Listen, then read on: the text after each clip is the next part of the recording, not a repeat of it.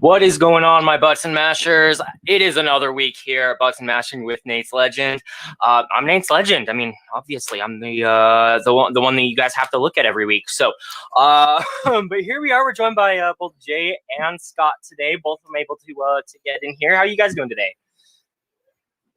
I'm doing okay, man. Doing fantastic. All right, good to hear. Kind of a crazy week, man. It's we had a few different things going on this week.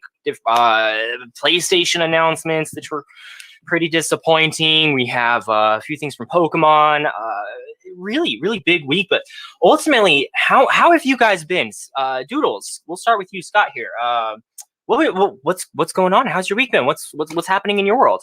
Oh, it's been a good week. I've spent a lot of time on Avengers, checking that out. Finally, was able to beat it. Really, Really? So it's been a lot of fun. How was the story overall? I know everybody says that it was a good game, but what was so good about that game?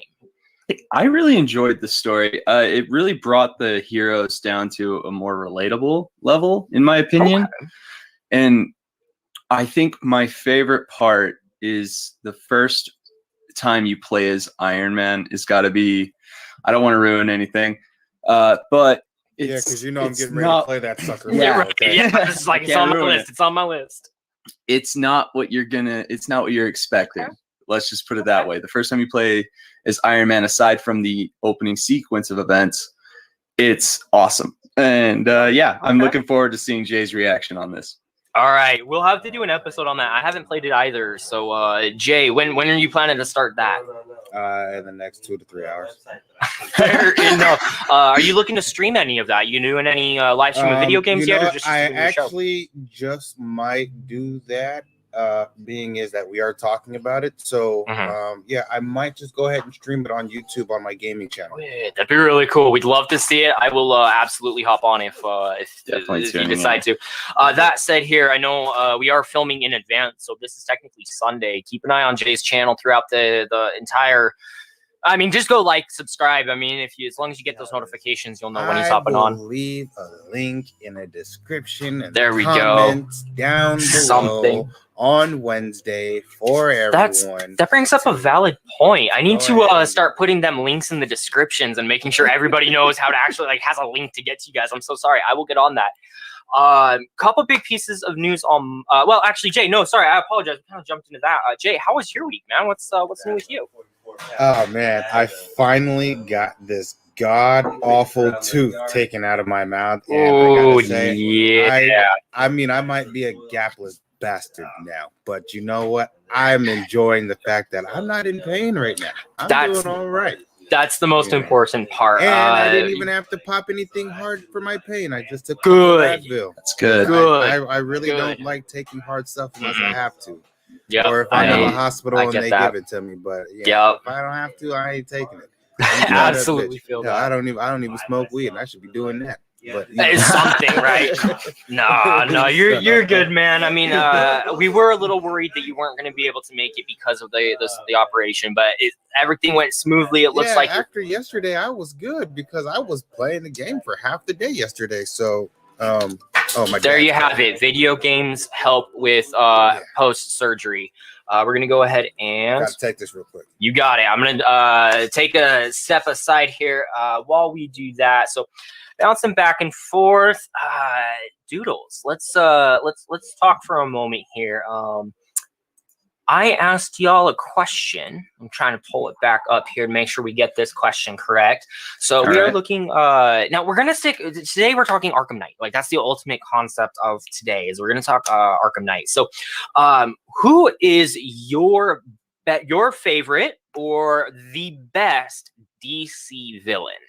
I don't know about best. I can't say best, but my favorite is Red Hood. I got to say Red Hood because you know what? It's Jason Todd is just such a great character to me. Mm-hmm. Like he's Batman's boy.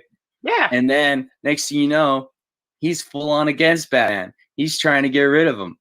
I mean, we're not it's not as simple as just saying, "Oh, one thing led to another." Like it's not like it's a.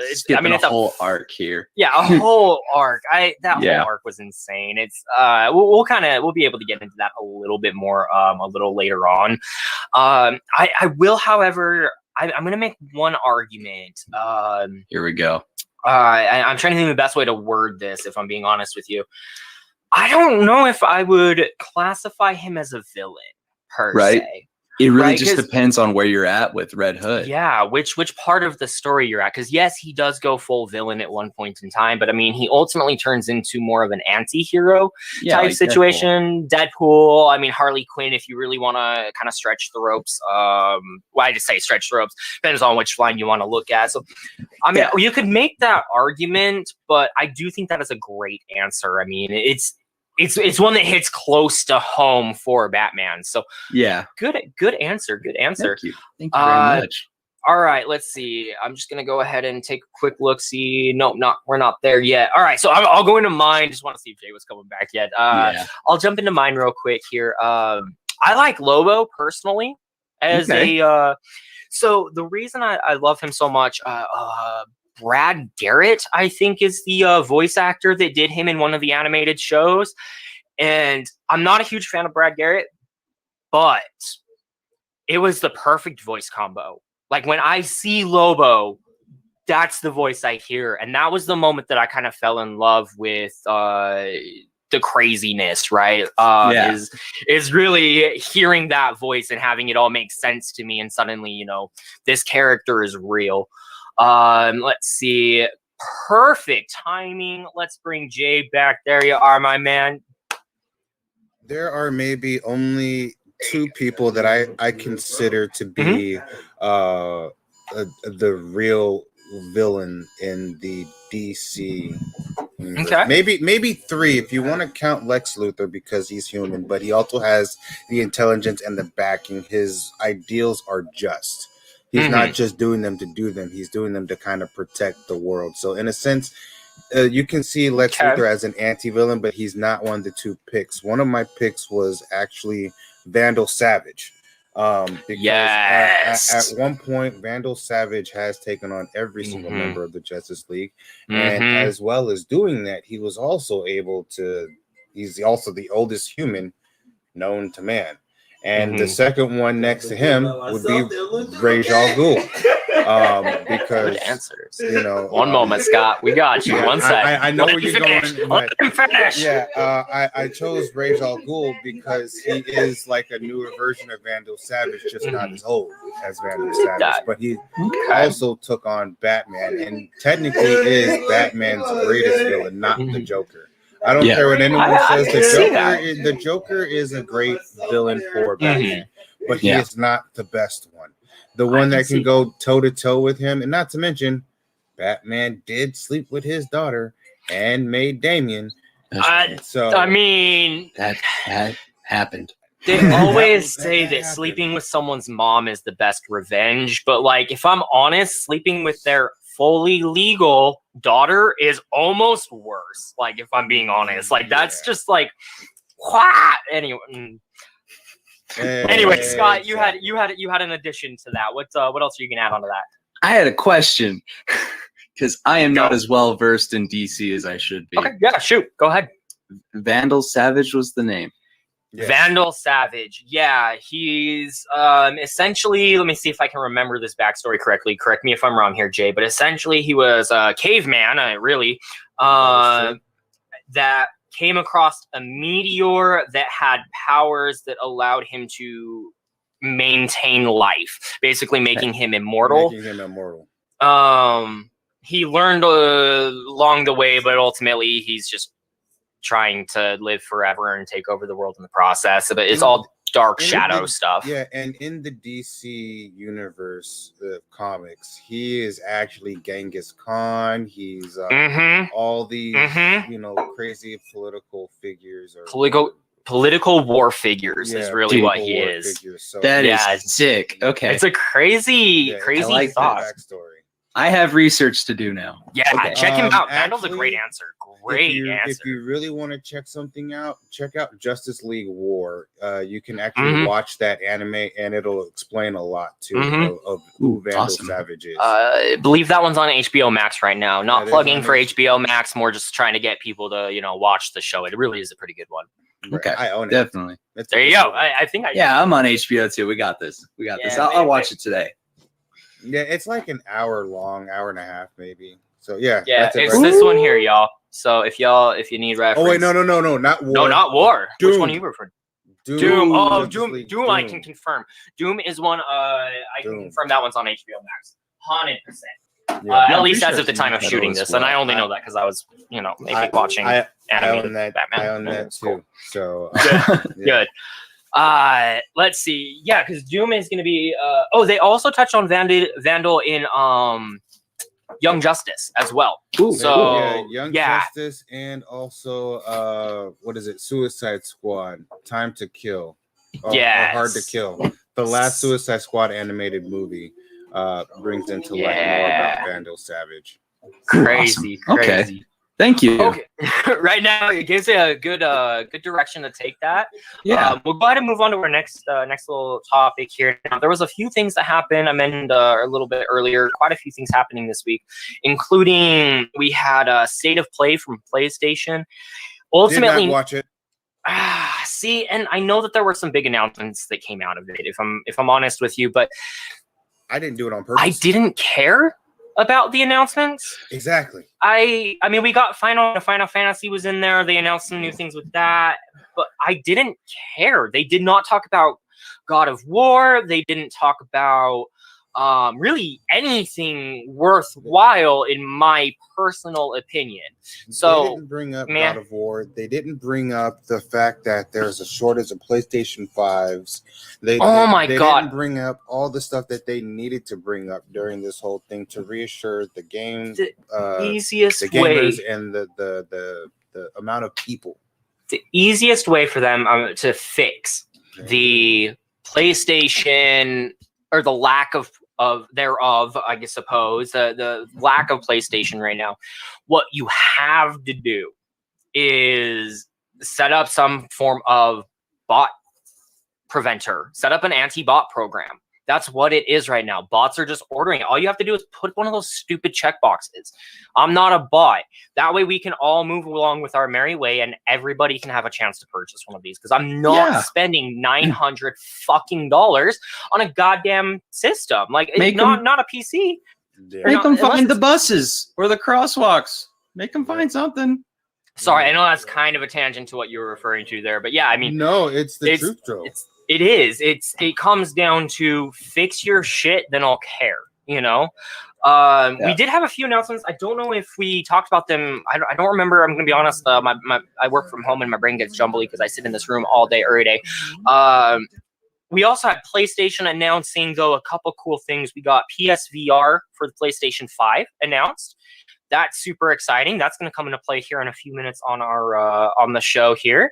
There was one other big announcement that they like backwards compatibility. They're starting to bring some games to not backwards compatible, but PC.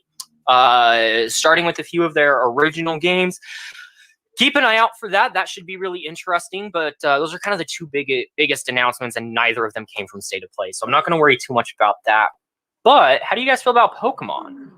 I like Pokemon. I'm not a big Pokemon. Not a big Pokemon. I mean, I'm an anime watcher, but I'm not really big on it, to be honest. I don't know much about the Pokemons, but I like the Squirtle a lot. He's cool. And Pikachu. I watched Detective Pikachu recently, and that was a great movie. So good. I will give a lot of credit to, especially the way it played out. Mm-hmm. And real quickly, I just found a PlayStation on OfferUp over in my area for $600, which is only $100 above.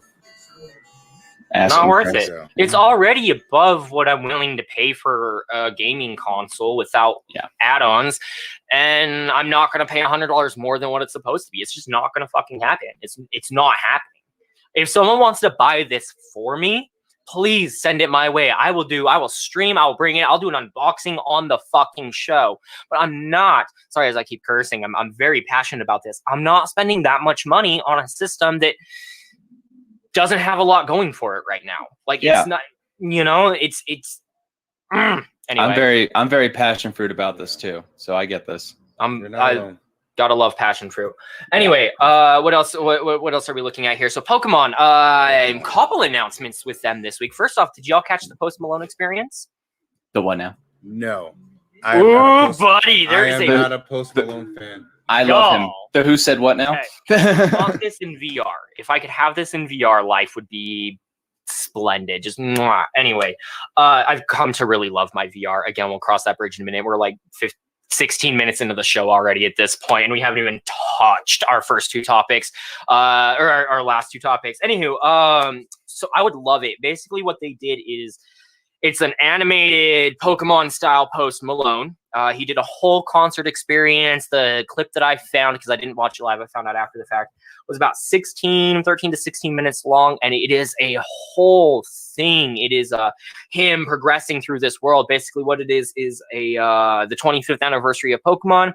He did this song for him, or this concert for him, kind of promoting it. They made a couple new announcements, but VR the shit out of that. Please, please, please check out the video as well if you get the chance. It's so much fun. I'm into it. I'm gonna have to check it out. Looking into it today. I am not a big Post Malone fan. I get that. I get that. I don't know what it is. Music is not made for everybody, and I listen to a lot. No, that's fair. He did, if you get the chance, I actually didn't know that I needed this until it happened, and then it all made sense. But I do recommend checking out Post Malone's cover again for the 25th anniversary of Pokemon. I do recommend checking out his cover of Hootie and the Blowfish. I didn't know I needed that cover until he did it. And suddenly his voice makes sense for it. The way he created and produced the song is phenomenal. I actually do recommend it. It was really fun to listen to. So, but along with this concert, they also made a couple new announcements. So we're getting total of 3, but ultimately 2 new games here. So we're getting Brilliant Diamond and Shining Pearl, which looks like kind of additions to the original Pearl and Diamond. The big one though is Pokemon Legends. I'm gonna say this wrong. Arceus, Arceus. Open world RPG Pokemon game. Man. Yep. Right? Yep. So, first, I mean, if that's your initial reaction here, so let's kind of think about this. I've never been a huge Pokemon fan myself. Like, it's not something I had as a kid. I didn't have many gaming systems, if I'm honest, as a kid. So I never really got to play. And by the time I did, it was really Pokemon Go era. Like, if I can, like, that's how late into the game I got. I was Yu-Gi-Oh 110% though. Like, so it's really late in the game, and my experience being Pokemon Go for the most part, I'm used to the open world feel of Pokemon. You walk around, you catch things, whatever else. I would love to see some more battling and whatnot to catch the Pokemon, right? Like make it more true to the original game. But I'm used to the open world side of things because of this. And I think bringing in an open world game that everybody's been wanting is probably the smartest thing they could do to boost sales. Jay, what's your initial reaction here to the announcement of this game? Pokemon? Yeah, the new Pokemon open world RPG. Does that interest you at all? I know you weren't a big fan of the game. I would say not for PlayStation. Not for PlayStation. Not for PlayStation. Yeah.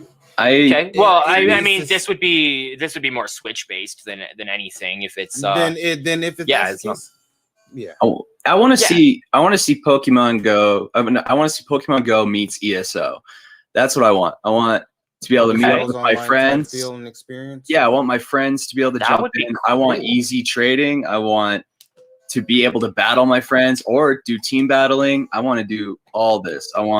That would be ESO meets Pokemon. Cool. That would be, because I mean, my biggest worry with that is, I mean, you're going through the Sinnoh region. Is the region that we're going to be playing in. It's set well before Diamond and Pearl, so it's you're not well before those events, but you're looking at this region that's already been established. It's a set size, really.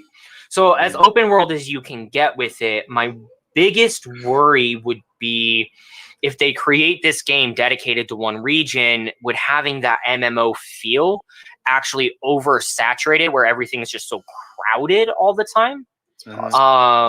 Could we, I mean, few ways to mitigate that: set up dedicated servers where you can choose, you know, who enters your world. Right.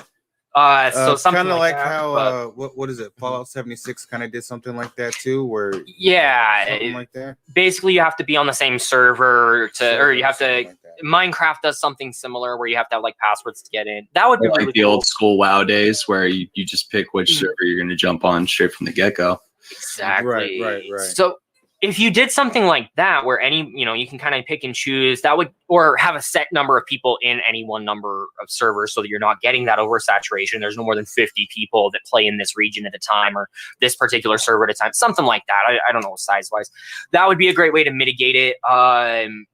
But yeah, I think here's what I would love to see, how they could morph this, because think about all the worlds that others have created so far. Where we'll use Assassin's Creed Valhalla, for example. You have this set world, this small little piece, right? And then you branch off into these other open worlds based off the stories. But the good part about Pokemon is you already have these other set worlds. So you could actually go more of a Skyrim type situation where you start with Sinnoh region and then...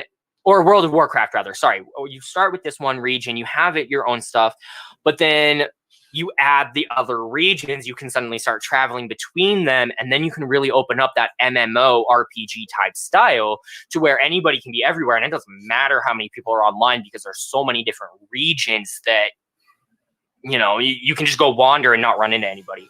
So a couple things. I know I kind of just rambled for a moment there, but those are kind of the ideas that I have on what I would like to see long term out of the game.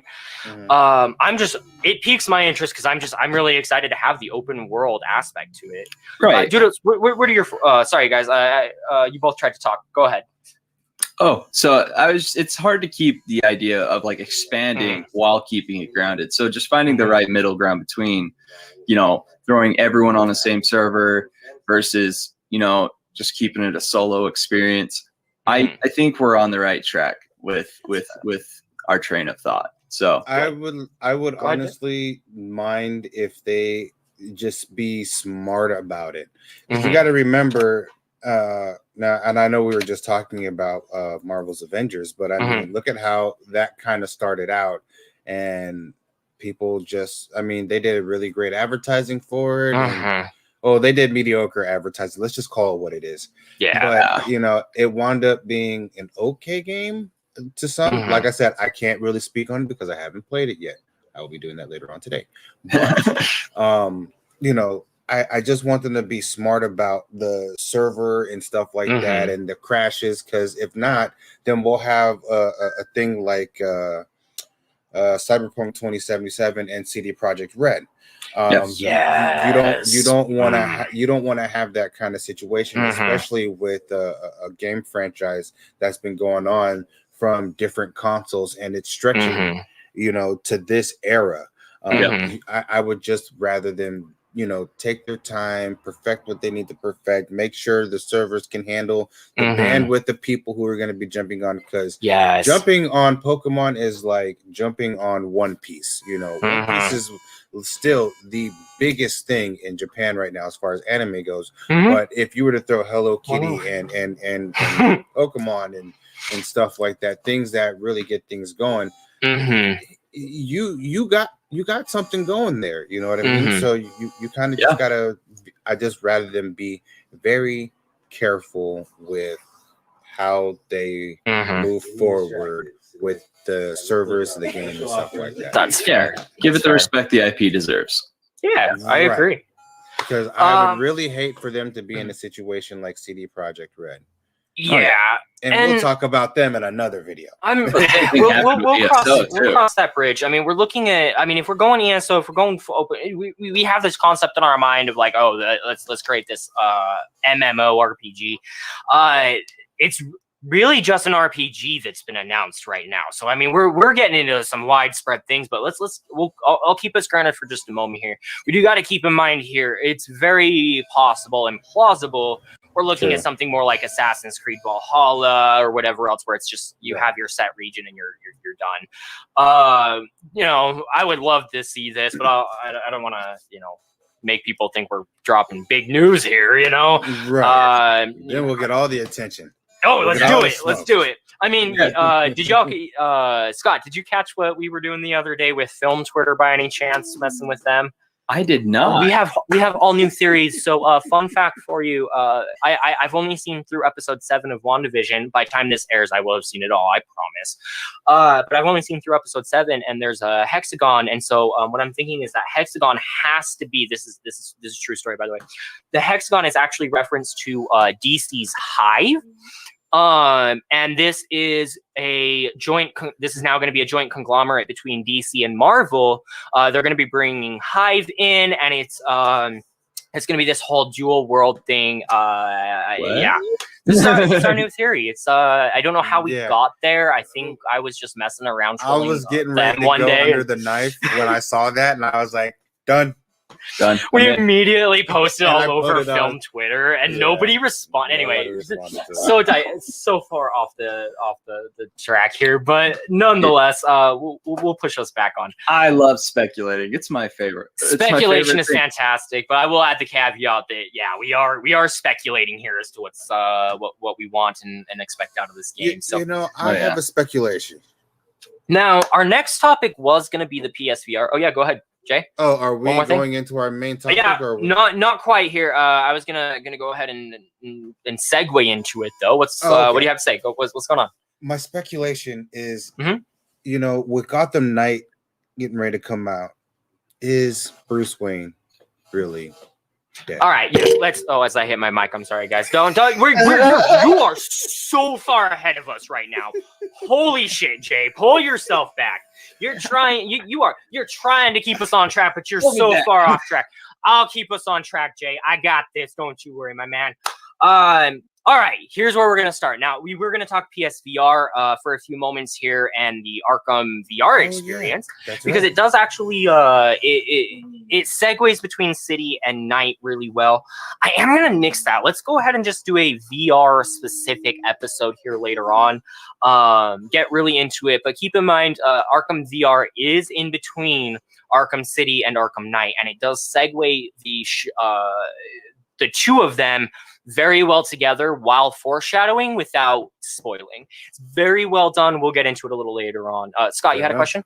Unfortunately, we are going to have to redo the whole Post Malone bit then, because if we're going to talk VR in a different episode, that needs to be a part of it. We're going to need to talk about Post Malone and VR. What? I thought you said it was. No, I want it to be VR. It's not okay. I want it to be. I need it in VR. That's on me. No, you're good. You're good. All right. Moving. So we're just going to go ahead and bypass the just a little bit here. We won't talk about the VR as of yet. But I have some feelings about it. Oh, no, you're good. No. Don't stress. Let's talk. Let's go ahead and jump right into it then. We are talking Arkham Knight today.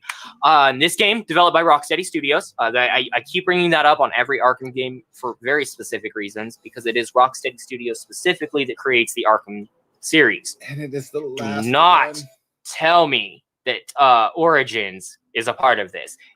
It is not. It is not. It is different. I'll argue that day and night with you. But developed by Rocksteady Studios, released by Warner Bros. Interactive in 2015. This game actually takes place 9 months after the events of Arkham City. You kind of start out, so you start the game with Scarecrow releasing some of his toxins, threatening to release them to the public. You are able to track him down. He's find that he's holding Poison Ivy hostage.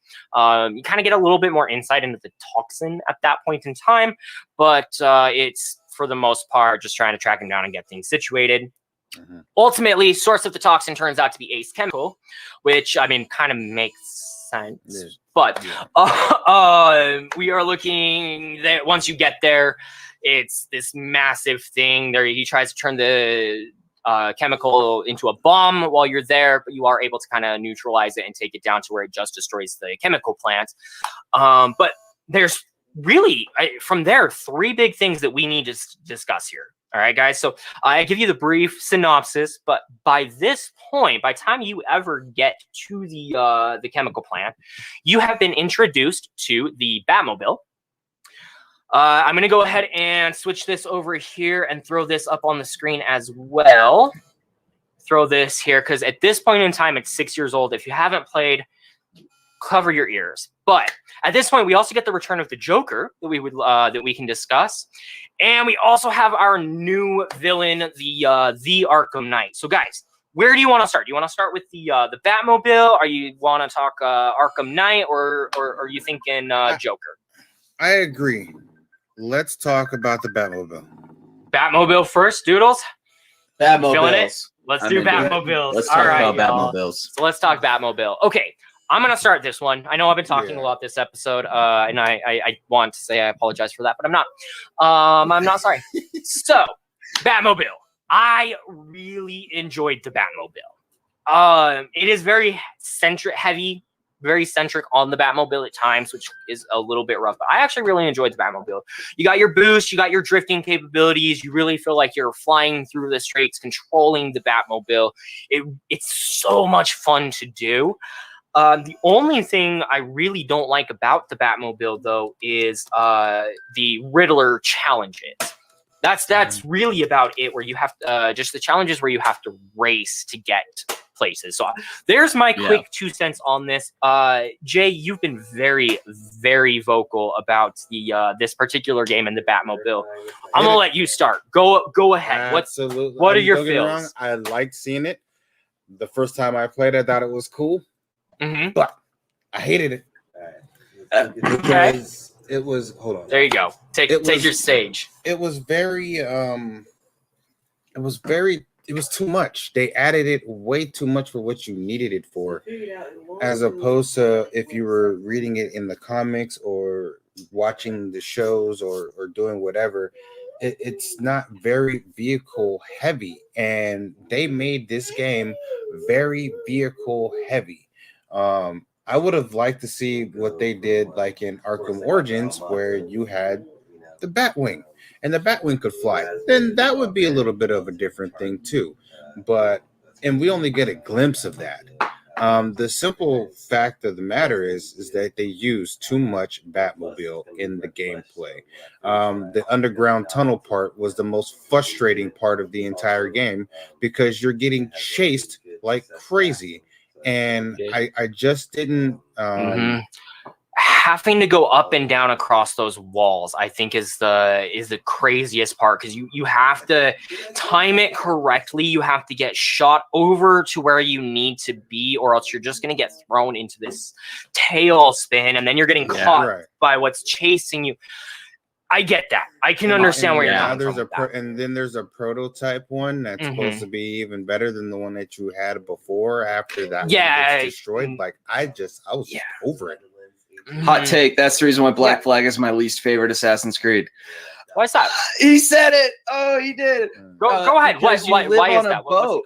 It's the pirate Assassin's Creed, but like the whole time you're supposed to be this assassin, but like you're sailing the whole game, and it's like, I wanted to play Assassin's Creed, not Sea of Thieves.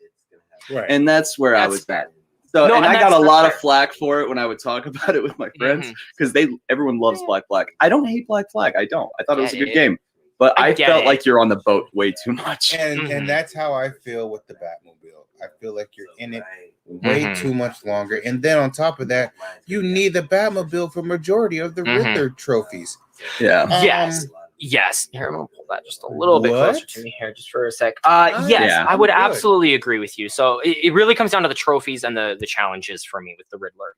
So I like the capability that it has. You have to use your wench to lift things or pull things, or to move around, to jump, to whatever it may be, to charge things up as well. Like so many things that you have to do and that you have to use these for. And I love the capability that you have with solving these challenges when it is an actual challenge. So I don't feel like the Riddler trophies are really the issue. It's the Riddler challenges that become overbearing. That's another thing too. The damn races were dumb. They're racist. Okay, I understand to a degree that, you know, there's a puzzle involved in this, right? You're still having to solve the floors, but giving out when, you know, timing moving the floors, timing, you know, you have to do it yourself, and there is a puzzle aspect to it. But it is not. That's not what I came to play. I didn't come to play a racing game. I came to to whoop someone's ass. That's pretty much what it was. Yes, that's all I want to do. So I would agree in that aspect. Moving, I will give the Batmobile justice in the sense that moving between regions becomes a lot more fun. You don't have to glide your way there like you did in the old games, but at the same time, you also don't fast travel, which fast travel to me, as convenient as it is boring. This way you get to fucking travel, you know? Like, you really get... Oh, sorry, as I get super loud on the mic there. Like, you really get to travel, though, and have some fun along the way. And I'll give the Mobile a little bit of credit for that. All right, I'll give it that, too. And also, I will also give credit to Rocksteady. One, this was actually their last Arkham game. So we can't forget to mention that. But also, because there were no loading times. There were no loading screens or nothing in this entire game. And I absolutely loved that fact because it felt like you were continuously doing it the entire way through, and it was just great. Yeah. And it doesn't qualify for the God of War continuous shot because there are cut scenes, there are things like that, so it doesn't quite, but it is. It's fairly flawless. It's fairly smooth, you don't really notice any long loading screens like you would anywhere else. So definitely a great call out there. I would agree. Absolutely agree. Oh yeah. So let's talk about some of our other things here then. Moving beyond the Batmobile, I think we're all kind of in consensus at this point that, like, yeah, it was fun. It was a necessary step to take in the game for the progression of the game. But at the same time, it was too much. There was too much to do with the Batmobile. Just tone it back just a little bit is kind of what we're looking for, a good balance, right? Yeah. So moving on in the gameplay itself, we also have the villains that we're facing. Now, like, we're gonna go ahead and throw the spoilers back up here just for sake of the Joker returns. That's the biggest thing. So they announced that let's see. So Mark Hamill announced that he was going to be retiring, and he retired prior to this game being released or announced. He retired, and Kevin Conroy also announced that this would be his last time as Batman. So, because of the events of Arkham City, and because of the events in real life, we really didn't think we were going to get the Joker in this game, and they did a damn good job keeping this a secret. Did you guys see this coming? What was your initial reaction? We'll start with Jay. What was your initial reaction to this? When I first heard that the Joker, that Mark Hamill himself, Luke Skywalker, the man, the goat behind the voice, was going to retire, I was like, okay, but if you're going to retire, shouldn't you have done it in City? You know, that was my first thing, because, you know, in City, Joker died. You so could have, it's good to, we saw the spoilers up. Yeah, that would have been the perfect time to make that announcement. Is the moment that game releases, people learn that Joker dies. Well, hey, guess what? Here's the reason why. Right. You know? But to also hear that Kevin Conroy is going to retire, I mean, you have an iconic voice from the 90s who played Batman in the animated series make the transition, both of them actually make the transition from both the animated series into the actual game, is phenomenal. Not to mention the royalties that they both picked up from it. So yeah, I could see, you know, when you played a character since 1992, and we are in 2000 at the time, 2015 is when the game released. 15, you know what I mean, at the time of recording and release. I would say, maybe it is time, because I mean, the only other person who comes close to that is Homer Simpson and Hugh Jackman and Wolverine. You know what I mean? Like, there are certain people that are set to their characters. It's an iconic character, or it's an iconic. So it's hard to look into like replacing them or whatever else. I'm glad that they did take this route. I'm really glad that it was a surprise for us, because there was no announcement. This was completely, until you get to that moment, there is no indication whatsoever that Mark Hamill is returning as, like, I don't even, if I recall correctly, there weren't even rumors about it. Like, nope. As far as we were concerned, he was done. Joker was dead in the series. We getting this new game. We'll kind of talk about what they did announce later, but there's nothing. So it's this massive surprise. And so yeah, I would agree. Like, way to give him a send off. Way to let him. Way to keep it that way, and they really should have tied it in a little bit better. I would agree. Scott, let's move on to you here. Sorry, what was your reaction? As you're playing this game, what was that first feeling in your head when he pops up?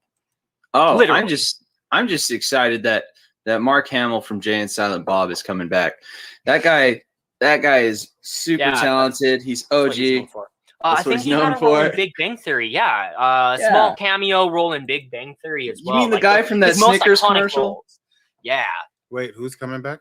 Oh, Mark Hamill. Yeah, Mark Hamill. Have you ever heard of this actor? Yeah, he's from Jay and Silent Bob. Jay and Silent Bob. Very small cameo roles. Have you ever heard of him? Yeah. Mark Hamill? Yeah. It's not, guy. Just being facetious. Anyway. I'm excited to see him come back. I'm gonna leave it at that. You guys have said it very well. I don't think I can put it any better. I'm just happy to have. Yeah. So he's reprising his role as the Joker. Oh no, we're not. He's not. No, my bad. Y'all, pay attention. We're talking Arkham Knight here. He reprised his role for Arkham Knight. We got this. All right. Oh yeah. Arkham Knight. He came back for Arkham Knight when nobody else. After he had already announced that he was retired. So that's what we're referring to now. He came back without any indication that he was coming out of retirement. So good on him. Glad they were able to get him the direction that he deserves. I think it added a very interesting plot point though, because it was subtle the entire time. Like, oh, good, we get Joker randomly popping up. It's the fear toxin, Batman's whatever else. But then to tie it back into the OG story the way that they did, where they have to merge it almost. And I think they did a really good job of that. Right. I think the biggest thing that it added, though, was the scary factor. Okay, so like you have, I mean, yes, this takes place on Halloween, so we get lots of jump scares as is, but like it's the Joker jump scaring you, and that just adds a whole different dimension to this particular game. So great way for them to bring that back, make it a complete surprise, and kind of blow things out of the water. Yeah, because I'm gonna tell you, bro, when I first saw it, I wanted to whoop his ass, and I tried to. Right? You're like, oh no, we'll take our spoilers down here. It was, and especially that final scene. Let's see, where you kind of become the Joker. Not to get too far into spoilers, but when you become the Joker and you have statues of Batman popping up, bro, that is as a Doctor Who fan, that was the scariest goddamn moment of my life, and I loved every single second of it because you get to blast them with the shotgun. That's down the line. That's we won't give you any more spoilers. You had unlimited ammo. Yeah.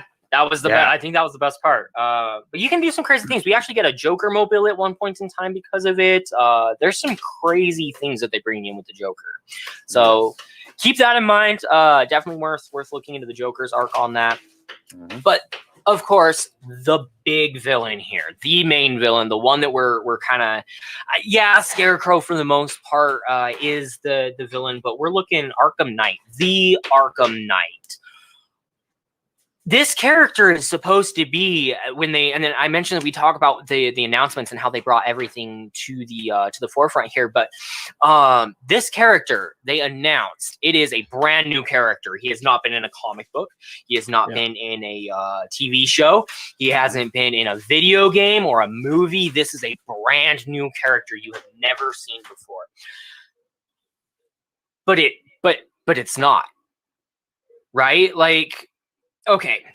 Nope, it's not. I knew from the moment they mentioned Jason Todd, the second they mentioned Jason Todd, I knew who who this was. And we'll throw spoilers back up here. All of this is spoilers. Sorry, guys.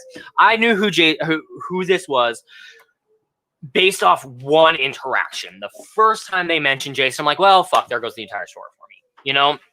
And I don't think that people are upset they made it that too obvious. They did. They made it too obvious while not giving us a new character. Heavy foreshadowing. It was way too heavy of foreshadowing. And I don't think that people are upset that this particular character is it's Jason Todd or whatever else, or it was Red Hood. I love that it was Red Hood, but tell me that from the beginning. Don't try to pretend this is some BS new character. We'll add Jay back. Sorry, I didn't blank chair. So don't tell me this is a new character when it's fucking not. Yeah, it's not. Just giving us Red Hood with a new costume. Exactly. Yeah, he's got a new skin. That's cool. It. That's it. And cool. But the story was good. It really was. It kept true. It merged really well. You have basically 3 different storylines that end up merging all together. It was a really, really, really good story. And you know what? It didn't take too long either. It didn't. No, it was a good blend. It was a good, nice little blend. You know what? We realized I just forgot we didn't do. Let's get our background added here. I'm sorry. Let's throw that back up. I'm sorry. Go ahead, Jay. I don't mean to interrupt. I mean, on top of the whole entire storyline altogether was brilliantly done to finally end it. I thought it was really great. I enjoyed it. The blend between dealing with the fear toxin from Scarecrow, then you have the Arkham Knight's forces and lieutenants that you have to take down, and then on top of that you have to worry about your sanity, you know, and your eyes turning green, and finding out that last pod inside of Arkham Studios, of that studio lot was for him in the event that he felt himself kind of turning and losing, doesn't have control. Right. He would lock himself up. Yeah, and that plays a major. That's glad you bring that up, because that does play a major plot point in the show or in the game at one point in time, because of the reason he has those pods in the first place and what he plans to do with them ultimately, right? Like it really shows the dark nature of what Batman's going through. You know, what he's experiencing. So definitely great call. I definitely love that take. That's good point. Very good point. Right. Yeah. Again, I'm going to emphasize the Batmobile was a little bit used, a little too much in the studio scenes, but overall, I do like the simple fact that Batman had a plan for a plan, and then on top of we're not even there, so I'll wait. I'm getting ready. Yeah, you're good. You're good. So, but no, you do bring up some valid points there when it comes to the game itself. Like, it has its flaws, but ultimately, like, the story itself is really good. It plays really well. Ultimately, I mean, again, it definitely has its flaws, but it was a good addition to the game. It was a good way to wrap up that particular series. We get this new character, and again, I really don't believe that it has anything to do with this character is bad. I think it's you set expectations and didn't meet those expectations, and so we all were a little bit disappointed when it came out, and that ends up being the case. Easiest way to overcome that would have been to just simply say, hey, it's,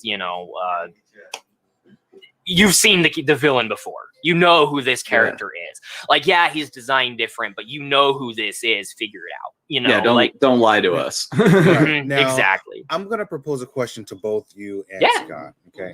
What did you guys think about the different variations since we're on the last game for Rocksteady? Between Arkham Asylum, Arkham City, and Arkham Knight, the different cities. You see the graphics and everything. What did you think of the actual sky rises? What did you think of the LexCorp or something like that? Things that have to do with other cities. Because I thought personally, while looking at the beautiful graphics, and then Stag's Industries, blimps and stuff like that. I thought they did a very good job with the overall surrounding area of the map. Well, I'll let Doodles go first on that one. Scott, go ahead. What are your thoughts? So it's been years since I played any of these games, but I will say, as if I'm remembering correctly, as it progresses, it's just more beautiful. It gets when you go from a linear, kind of game with Arkham Asylum to open world as the game series progresses. It just becomes way more impressive. You were like, I did not imagine it being as big as it was. And I thought the graphics were beautiful. They had great scenery, the sky rises, and just their color choice as they were designing these levels was perfect. It's fair. That's fair. I like that. That was good, man. What about you, Nate? So, all right. I think there are two things that really set the two different worlds apart. Now, Arkham Asylum by itself I'm going to set that one aside because that takes place on an island. You can't really do too much expanding the world. I think it has to do with how they use the world, though. It's not about how big it is, how pretty it is, or it's how you use that world. In this case here, the world is very... We had 3 real. Islands. It's very real, though, is kind of what I'm referring to. You have those sections of the city where it's very clearly wealth distribution is varied, right? You can see the prettier sections of the city. And so for that reason, the feel and the way that you have to get around, it feels more real, right? It's gritty in some areas, it's really gritty. Exactly. Things are under construction, whatever else. Whereas in Arkham City, you're only in the grit. You're only in the nastiest part of Gotham. And so you don't get to experience that whole world. There's no reason for you to have to do anything other than float to glide where you need to go. So it's not about how pretty it is, because each one is pretty in their own way. They're just, some are more restrictive than others and aren't used to their full potential. Does that make sense? I'm sorry, that again a ramble, but becomes more mechanical at that point. I was about to say what Scott said. It comes more mechanical at that point. I like it. So I do want to. Sorry, I'm going to pull us back on track just a wavelength, little bit here. We are a little bit over on time, so I want to. There's just a couple other things that we want to cover here. Some Easter eggs. There's actually a lot of them. I don't know if you guys have any of your favorite Easter eggs that you can think of, but one that really stands out to me. So I mentioned it. We've mentioned it before. The game takes place on October 31st, Halloween. Okay. If you play the game or change your date on your system to October 31st of any year, you do get an Easter egg with Man-Bat. He does play a role in the game, but you get a third interaction, potentially third interaction with them. I don't recall exactly what it is, but there's all sorts of cool Easter eggs like that floating around. Top of your head here, guys, what are some of the Easter eggs that you guys can think of? Just silly little things like that, whether it be Poison Ivy's shop, her plant shop, her garden shop, whatever else. What are some of your Easter eggs? I'm gonna say that one. That one. What he said. Yeah, because I don't remember any. For me, I think I remember one at Wayne Tower, believe it or not. The head that he used to get his bat suit from Wayne Tower kind of reminds me of the head mantelpiece that he used to go into the Bat Cave back at Wayne Manor. Okay. I noticed that too. We can play into that a little bit. I'll throw out as well. You can actually go through and view pictures. You can listen to voicemails while you're in there, and all of those just throw out really cool Easter eggs as well. So while you're in there, take a look around. There's actually a lot to do in Wayne Towers.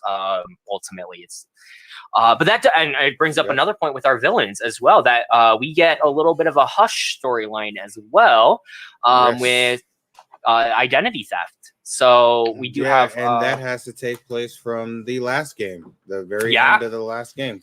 Mhm. Oh, They tied it really well. And like I said, this game only takes place 9 months after the events of Arkham City, so it's not that far off from just picking up right where, continuing the story. It's very, very well done. So yeah, lots of little Easter eggs like that. Just kind of want to throw them out there. It's setting us up. We're getting in prime position ultimately for our Gotham Knights. We're kind of set up. We have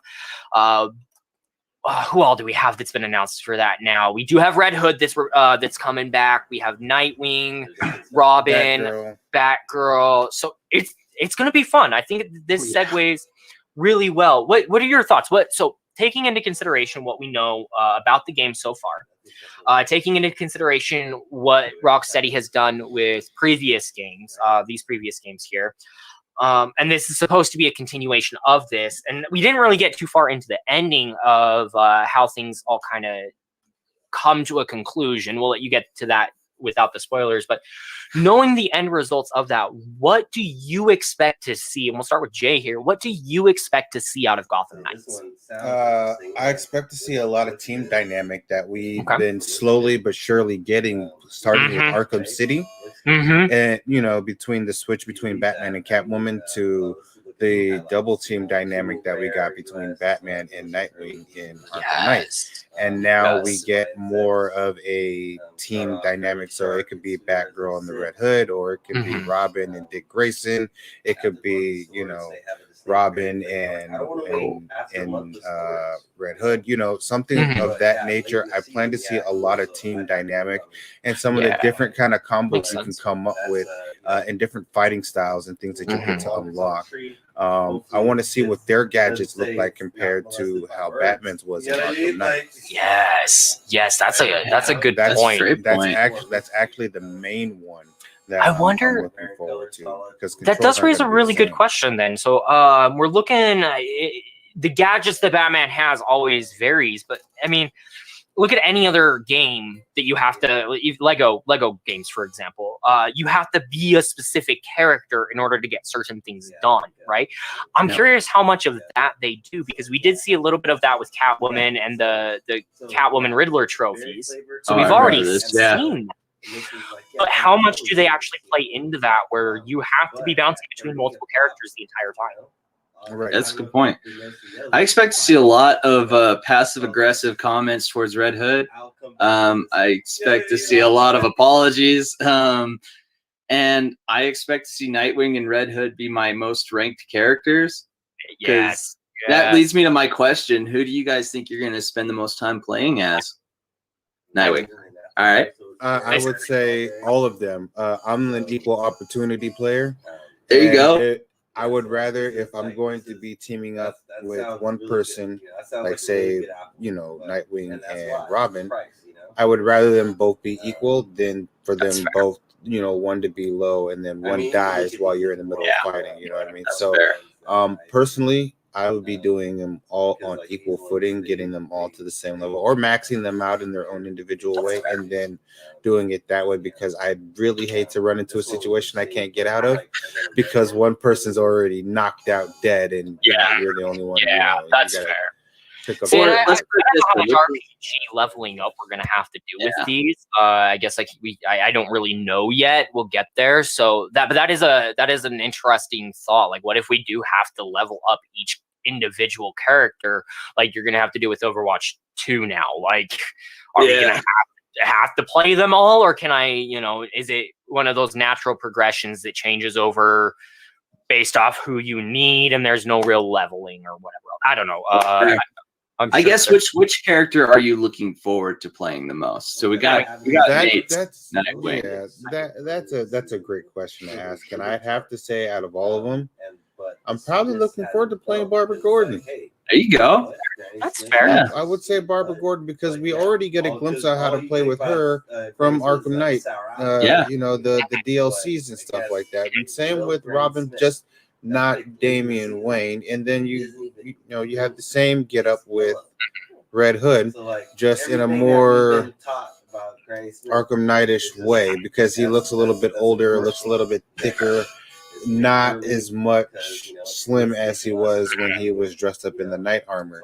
Which I think if you're gonna do that, you should keep it like that. So that's fair. I'm gonna go ahead, guys. We got like 20 seconds. We gotta keep this on track here. So pulling us back in, let's go ahead. A couple last things. Now I'm gonna start. Normally I let you guys kind of run your own plugs and then I'll do mine at the end. But I'm super excited. So I'm gonna go ahead and do my my exit here first.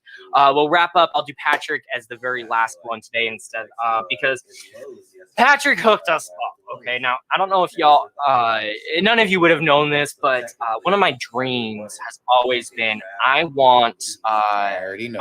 I want someone to wear my face or my name. I bought my wife got us jerseys when we got married so that she has my last name, and it's just something that makes me super happy is seeing my name or my face on clothes.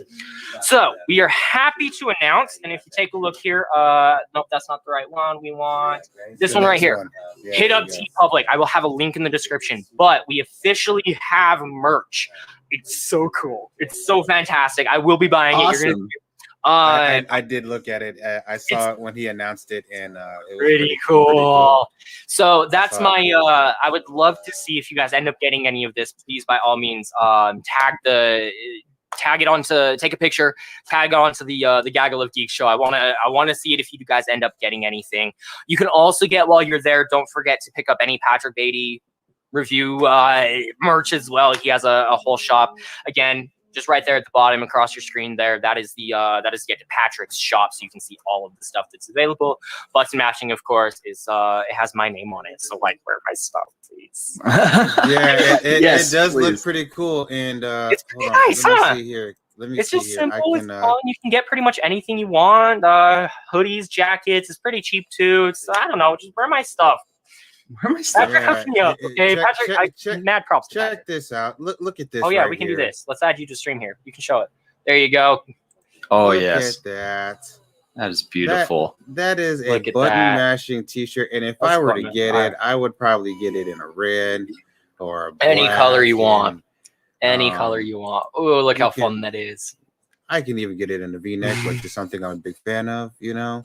There we go. We'll stop shopping. I had to get that one out of the way. I'm so excited for this. Y'all don't even know. So oh yeah, let's show you the price there as well. It's super Not bad at all. We got some good deals going on there. So check it out. And we'll go ahead and remove this. Other than that, the only other announcement that I have today, I know we're filming this. It's like 1 o'clock in the afternoon, Sunday, when we're filming this.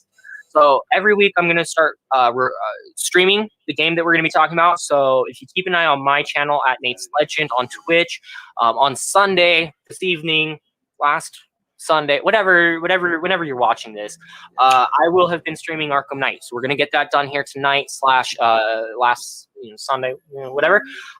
Keep an eye out. This will be an ongoing thing where we're going to be streaming the exact whatever game it is that we're going to be talking about, so you can kind of get a good understanding and feel for what we're looking for and how we're going to discuss it. So hit us up there. Doodles, let's start with you, Scott. Hi. Yeah, I'm on PlayStation, same spot. Nothing new. Still busy, waiting for things to calm down. Then I'm gonna start some new projects. I'll let you guys know when things develop. Beautiful. Do it. Love it. Love to see it. Love to see it. Jay, what about you? You got your show going on. Where else are we at today? You guys can catch me on Let's Talk About It, which is actually my show that's been coming out. I dropped 4 episodes. Just dropped another. I grinded this week. I'm not gonna lie. I dropped 4 videos, 2 vlog videos, 2 Let's Talk About It. I plan to do one more Let's Talk About It and some more vlogs. And also, you'll probably catch me on my YouTube channel, my gaming channel, because I'm actually gonna feature Scott in my channel. I'm gonna try to do that maybe tonight with Marvel's Avengers. So let's do it. There you go. There you go. I'll team up with him and he can show me the ropes. So hopefully I can get in contact with him later. And love it. Keep an eye out, let's do it. It is so we got Let's Talk About It. We also got a day in the life, just trying to kind of better understand what Jay goes through on a daily basis, especially with his son there. So just a couple things, with Jay. Make sure to check them both out. It is fantastic. It's been a great experience so far to watch those. That said, last person that we have to always plug here is, of course, Patrick. Patrick hooked us up. Like I said, he's the one that kind of is responsible for all of this, bringing all of this together. He's helping us. We're going to better the show. Like I said, we just got that merch. He's going to help us really push this show above and beyond. So we're excited for Patrick. Keep an eye out. Pat B Reviews and PatrickBeattyReviews.com. And of course, Gaggle of Geeks, YouTube, Twitch, Twitter, you name it. Go give him a follow. Give us a follow. That's everything, though, guys. I think this was a pretty successful episode. Did you guys have anything else to say before we bounce? No, actually, I don't. I think I'm good. I'm just super excited to see what the week holds for us, man. It's going to be good. It's going to be good. All right, guys. Well, as always, please take care of your mental health and just keep on gaming.